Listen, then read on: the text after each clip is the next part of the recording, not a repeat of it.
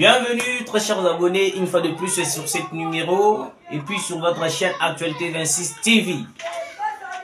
Situation et comme koko changé, comme koko très compliqué na ngambu ya bandeko balingaka koboma mboka. Corneille Nangaa vient d'être attaqué aujourd'hui. Ouais, il vient d'être attaqué, moi je vous confirme. Et puis par rapport à l'actualité aujourd'hui, Corneille Nangaa a kimi déjà Paul Kagame. Akimi Paul Kagame, pourquoi Akimi Paul Kagame? Parce que Paul Kagame, par rapport à Ndenge Marabozo Kendele, Paul Kagame risque de livrer Corneille Nangaa entre les mains de Tshisekedi. Parce que la politique, ils ont changé. Vous avez vu une photo au Wapi, Tshisekedi, Kagame et puis le président Xi Jinping Yachine. Dossier est changé. Dossier est changé. La Chine a obligé à Paul Kagame, Sokyo Lingito Salana au accord, to signer dans accord partenariat, il faut quitter la République démocratique du Congo. Et puis tous les terroristes et tous les rebelles, oh non, c'est tout bazali ba Congolais, il faut livrer bango et pas Tshisekedi. Match Baluki. Match Baluki, je vous dis. Partagez l'émission, commentez, likez, comme ça la vie s'ouvre bien. Kagame veut quitter les USA. Pourquoi? Il veut se rallier dans la Russie. Est-ce que Vladimir Poutine sera d'accord pour développer en Aowa durant cette émission? Place au Wapi, tout solo la katopé sarabino d'actualité. Merci Natatan Zambé, on va combattre la biso, on va garder biso. Bande kunanga nyonso tout continuer ko prier. Continuer pour s'améliorer pour na wazalendo pour na président Félix Antoine Tshisekedi et puis pour na ministre de la justice Constant Mutamba. O wapi babuta ki koluka ko empoisonner mais ministre de la justice a outi koloba quelque chose qui est très important. Na loba ki ango pe na émission nga ebele peut-être un sous bazwa ki ango so ki ndenge nini mais je l'avais dit ici que non makambo esalami na prison centrale ya Makala ezala ki pe complot ba magistrat bazaki na kati. Parce que le magistrat avait compris que notre Tshisekedi est plutôt Constant Mutamba est en train de bloquer un peu la mafia au biso to kusala. La mafia auto kusala. Le rôle pour bloquer la mafia auto kusala, que devons-nous faire? Nous devons chercher des stratégies. Comment est-ce que nous allons bousculer Constant Mutamba? Basali maska na bango wana, basali mascarade na bango wana tout. Basali tina niveau ya kokoma tina kokimisa batu na prison centrale ya Makala. En complicité avec des Rwandais, tout des Kabylistes et tout. Je ferme cette parenthèse. Na eli yangote. Na kolobela yango la troisième numéro. OK. Corneille Nangaa depuis toujours. Moi je vous disais, j'étais convaincu depuis le début que Corneille Nangaa, il était dirigé par Paul Kagame. Moi, j'étais, comment je peux dire? J'avais la conviction que Corneille Nangaa, il était dirigé par Paul Kagame et dirigé par le Rwanda. Malgré tout, Corneille Nangaa, l'État n'a été endoïqué pour faire l'éclaircissement en disant que il y a une rébellion, il y a un Congolais, AFC, c'est une rébellion de Congolais, place au Wapi, tout qu'on réclamait l'intérêt dans le biso, au Wapi, tout on a besoin, Tshisekedi a kende, tout bien na Tshisekedi, biso moko tous au pouvoir, parce que nous avons compris que Tshisekedi ne respecte rien, Tshisekedi, ils ont donné les raisons. Mais au fur et à mesure, on a commencé à coincer les Rwandais. On a compris que non, l'AFC que Corneille Nangaa disait que non, ils allaient par Yaba Congolais, ils allaient rébellion à Congolais. C'était en réalité une rébellion du Rwanda. Donc, ils allaient le rôle là. Bébé à M23. Oh, le lot Komona, son propriétaire, il a commencé à recruter jeunes Congolais au bas qui ont tabal na kati équipe football nae. Ba recruter bango ba kende ko coach ba na formation militaire après ba tinda bango ba kende rejoindre AFC ba na biso ba ko zala ba porter disparu. Je ne sais pas si je me fais comprendre. Alors, de ce côté, il y a un accord par rapport à la stratégie des Okendele.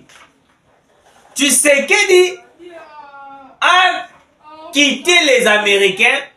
Pourquoi? Parce que nous avons compris que dans cette histoire de la guerre de l'Est et de la République, les Américains sont complices. Nous avons beau parler, nous avons tout fait pour que les Américains puissent comprendre que non, tous a souci de travailler na bango. Mais besoin d'habitude d'aller beaucoup plus, va soutenir biso à 100% pour que tout bengana le Rwanda qui est à l'Est de la République. Parce que les États-Unis aussi de leur côté, bazala qui bloqué. Parce que les États-Unis, depuis Kabila il était au pouvoir, les États-Unis avaient aussi quelques accords noirs avec le Rwanda, où ils qui menaçaient l'Est de la République, fait semblant comme si vous réclamez quelque chose, et puis moi je viendrai proposer les dialogues pour que vous négociez en retour. Bon, signer l'accord, moi je vais bénéficier de minerai. Yango boni, tant au conseil Kagame a vanissé tout le militaire dans Rwanda. A expliqué, bah non, il faut que de cette fois-ci, tout ça, tout bêta vraiment. Militaire manquant un général. Alors n'importe qui, mais un général à Télémaki. Alors lui, monsieur le président, n'a le quoi Koloba. Kagame a payé Malouba. Loba. Alors lui, monsieur le président monsieur le président du Rwanda, Paul Kagame. Depuis qu'on a commencé à faire la guerre contre la RDC, c'est nous qui tombons de victimes. Et puis, le minerai au biso Tohokozwaka, Tohoko bénéficier na yangote. Mais au contraire, c'est les Américains, les Français qui en profitent. Alors, avantage na biso ezali nini? Na oto kosala. Parce que depuis ton mani guerre oyo avantage ezaka ya ba américains, ya ba français, nous on ne bénéficie de rien. Au contraire, tous eux à la tuer, massacrer. Alors que la RDC a salabiso de l'autre côté. Paul Kagame a tali. Ayo qui vertige. Abi bukangaye bosoye bukenaye kuna. Ne yango moni après na cour uti ko le Rwanda Paul Kagame a limogé tous les généraux, a limogé les militaires na ebele. Donc il a compris que les militaires na conscience c'est comme kozonga. Comment est-ce qu'un militaire on a ko futa mbongo akoki ko koma na penser wana. Ne Paul Kagame tanga vanda kaba makambo tout tanga zuba soins médicaux na Pays-Bas makambo tout. Avant d'être non, malgré la zoka militaire wana na keiba kangi bazuba bomie mais azaki peut-être une raison. Mais comment est-ce que moi je peux toujours commencer à travailler pour le bénéfice des Américains? Voilà, c'est Paul Kagame. Comment est-ce que je peux continuer toujours à être un marionnette des Américains? Plus grave encore, pendant la réflexion de Paul Kagame, les Américains, la négociation avec la loi, les Américains appellent Paul Kagame pour retirer ses hommes. Paul Kagame a dit voilà. Et ça vraiment makambo militaire nanga lobaki. Paul Kagame en ce moment cherche à tout prix à quitter les États-Unis pour se rallier à la Russie. Nakoya nango wana ezali deuxième point na biso. Ezali deuxième point na biso. Tozongi na premier point. La quatrième premier point na biso, écoutez très cher Congolais. Corneille Nangaa, lâché par Paul Kagame, vient de prendre refuge à Kampala. Toutes les stratégies aux alliés kokende na Chine. Na minute oyoyo, Paul Kagame avait accepté de retirer ses hommes sur le sol congolais. Parce que quand vous retirez vos hommes sur le sol congolais, la Chine avait obligé à Paul Kagame, avant que je puisse faire un accord avec vous, le Rwanda, tout d'abord, première condition étant que pays développé, grande puissance, je vous impose de retirer vos hommes sur le sol congolais. Les RDF, les M23, l'AFC Babima. Et puis la deuxième condition que la Chine a obligé à Paul Kagame Izali, tous les Congolais qui sont dans la rébellion, et dans la M23, et dans la AFC, ba oyo ba kombo ya bango yebani, ba Jean-Jacques Mamba, ba Corneille Nanga, bango nyonso wana, il faut livrer bango. Il peut être Tshisekedi. Oh! C'est vrai ça. Paul Kagame a simbi mutu. Alors mais ah wandenge zabu izali c'est que makambo komi mabe. Makambo komi mabe ba wilingo manyo stufuna livrer bango. Ba Bertrand bisi moi. Parce que yebi loko ni sko ekangi bango. Parce que ba Bertrand bisi moi. Ba wilingo ma. Ba Corneille Nanga ba se déclarer bazali ba congolais.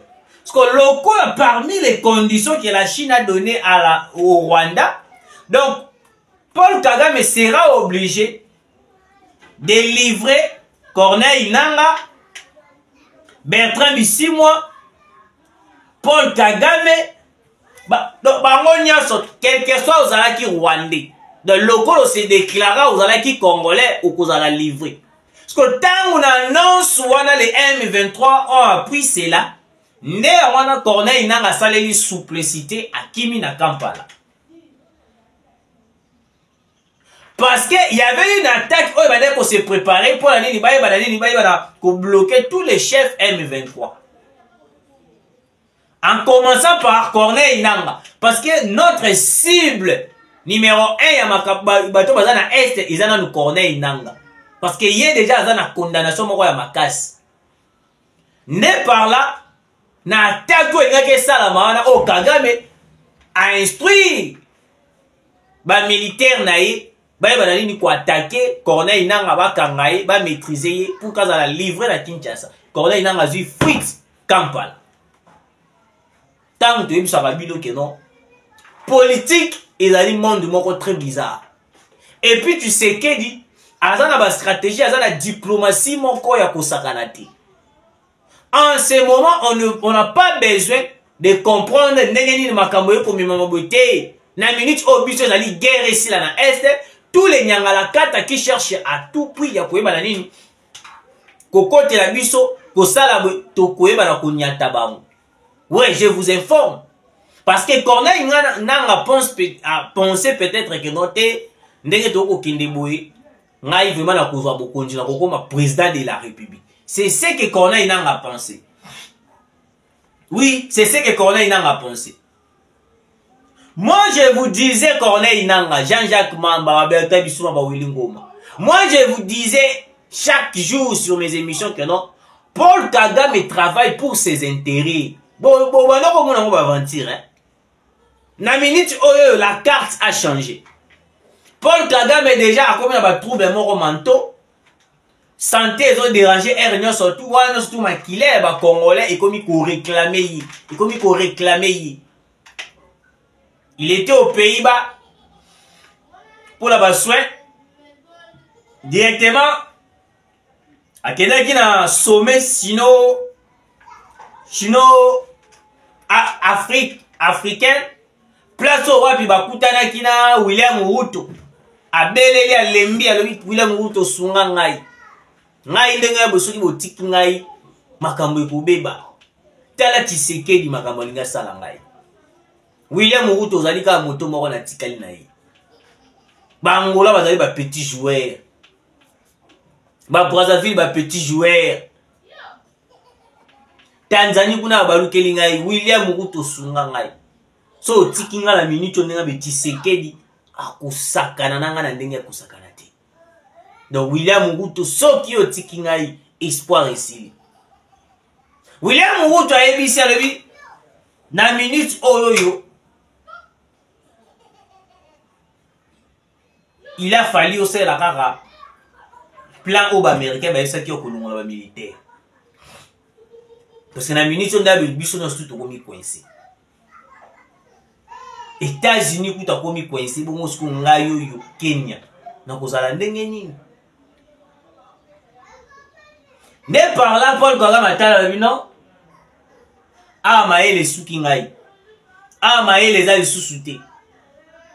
Que dois-je faire en ces moments? Il s'est rendu en Chine.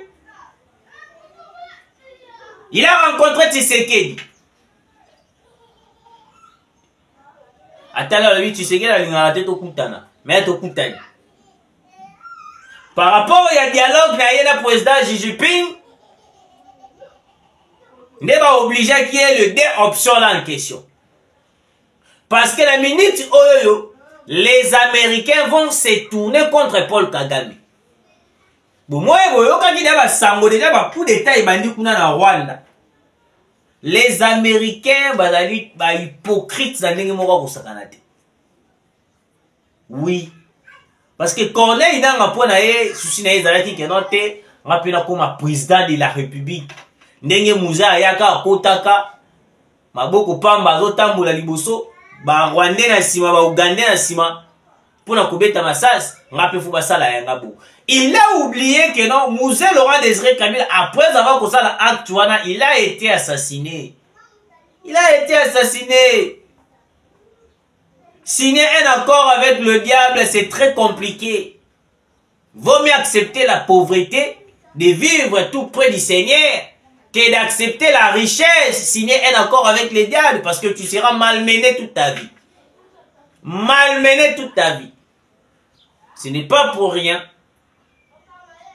Langage moko ba congolais ba lobaka ke no ya nzambe yaka na escalier, ya satane yaka na ascenseur.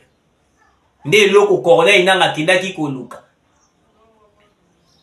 Plusieurs éléments AFC se dirigent à Brazzaville et Angola. Au moins Brazzaville, pays yo Brazzaville.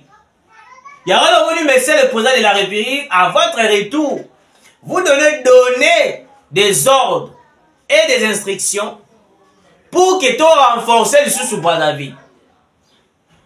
On n'a pas besoin de voir. Tout, on n'a pas besoin d'être surpris par le Congo-Brazzaville de nous attaquer une fois de plus. Parce que plusieurs éléments AFC à Corneille Nanga, Kimeli na Brazzaville, nous sommes allés en Angola. Déplaçons avec la révélation pour vous dire que non, na Angola, na frontière, il y a Angola, on a pu arrêter des armes, des munitions, des tenues militaires rwandais. Oh, ouais, puis, il va attaquer le sous Congo central. Vous voyez? Alors, Corneille Nanga, déjà, Kagame a tiki. Attaque et Salamaki contre Corneille Nanga, Tala le vité. C'est que réellement, Makamoto Yokaki, il y a Salama, il va livrer Bissou. Je dois être souple. Il faut na Kima. Akimi na Kampala. Mais avant ça avec Kampala, pena Rwanda, pe bazala banwa pe bwindengi moko. Malgré tout, la kati ya makambo nyo soutien ko kende boye. Museveni nana se déclarer, nana se prononcer te. Nana lobi eloko te, nana bimisi mote. Oui, nana bimisi mo moko te ke non soki boye te. Siko na kati ya makambo nyo so Corneille nanga kimeli. Kagame, pendant qu'il est la Chine, veut quitter les USA pour se rallier à la Russie. Ah! Kagame a remis côté la paix avantage à Mokanae. Soki tokenda kana ndenge Tshisekedi a ebisaka Kagame, tout ça là, un accord, tout signé un accord, gagnant-gagnant, 50-50. Mais peut-être dans la minute où l'industrie est minée et tout ça là, grave. Mais vu que Corneille Nanga, alandaka makambuya Paul Kagame le kola boyaka, Paul Kagame le kola a influencé bango nyoso tuwana à travers la police Kanambe Kazemere, bango nyoso balanda kuna. Parce que Paul Kagame le kola boyikotaka accord au Tshisekedi na ebisaka ya ba 50-50. Les lois ont se retrouver dans le pétrin. Dans le pétrin. Aïe, bah, ils soutiennent au sala. Aïe, bah, ils soutiennent au penser na sala li sousou pour qu'elle s'en sortir. Parce que la minute oyo tise carte Tshisekedi a komi kubeta. Il komi à niveau mususu. Na degré que la Chine à cause ya RDC ba ko imposer nga ba condition ya boy. Ah mais non, c'est que Tshisekedi a négocié na ndenge ya likolo. On vous avait dit ici que non. Les Congo a des minéraux. Nous sommes capables de faire un accord plus puissant par rapport à pays africains. Pourquoi les Occidentaux visera toujours la RDC? Parce qu'ils savent comment est-ce que la RDC a de minéraux.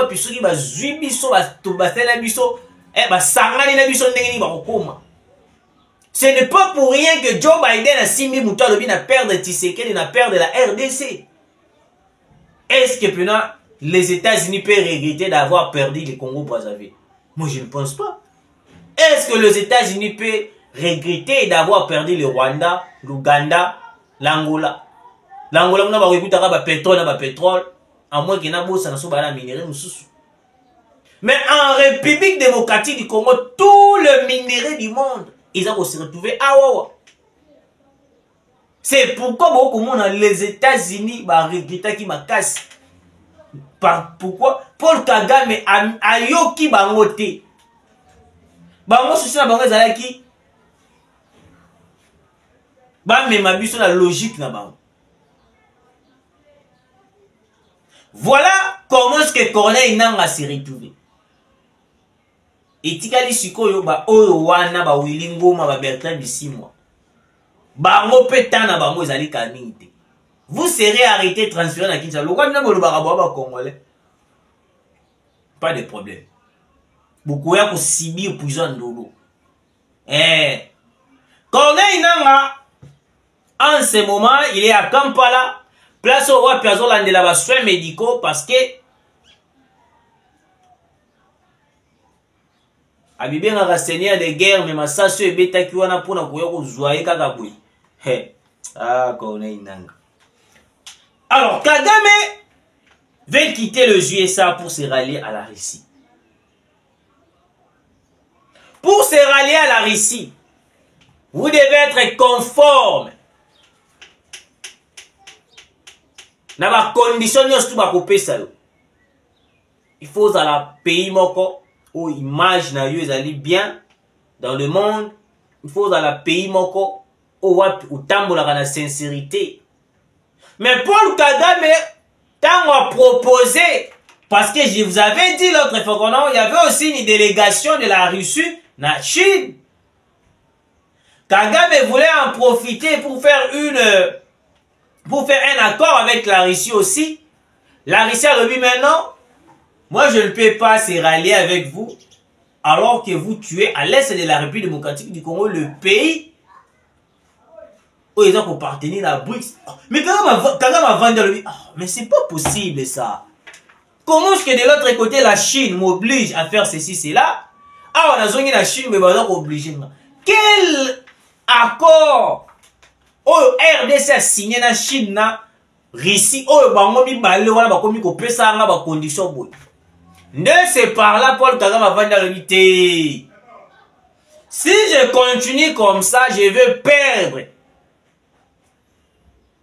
tout le pays le plus puissant. Parce que dans la minute déjà, le Rwanda a commis une position de faiblesse.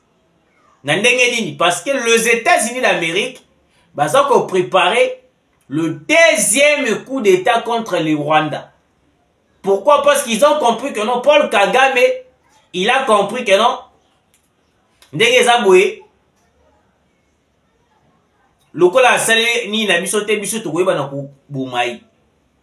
parce que les États-Unis avaient tenté d'assassiner Paul Kagame malgré le coup a été raté. Parce que Paul Kagame a commis Kobanga. Na bobangi wana mwana na ye a limogé plus de 200 et quelques militaires. Mais moi je me suis posé la question, yo limogé bato bengani bato. Ba outouane. Parce que tant que bengani bango tie bango wapi. Au moins que le loto le bakoyi kobalukela oka. Corneille Nangaa a été trahi.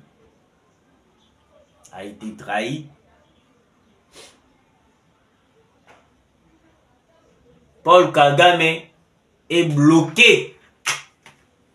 Les accords pour nous signer avec la Chine et la Russie, il faut aussi se soumettre à nos besoins. Il y a RDC. Au cas contraire, nous ne serons pas à mesure de signer un accord avec vous. Pourquoi? Parce que le monde entier parle de vous comme un pays sanguinaire, même Yomoko, un président sanguinaire. Alors, fin débat, vous devez vous retirer de la République démocratique du Congo pour être éligible dans le partenariat Russie et Russie, la Chine. Au cas contraire, vous n'êtes pas éligible, vous devez rentrer chez vous. Paul Kagame va dire le non. Awa, Maïle Silinga, Nazasusi pour ça la thé, il faut qu'on ait des conditions de sécurité.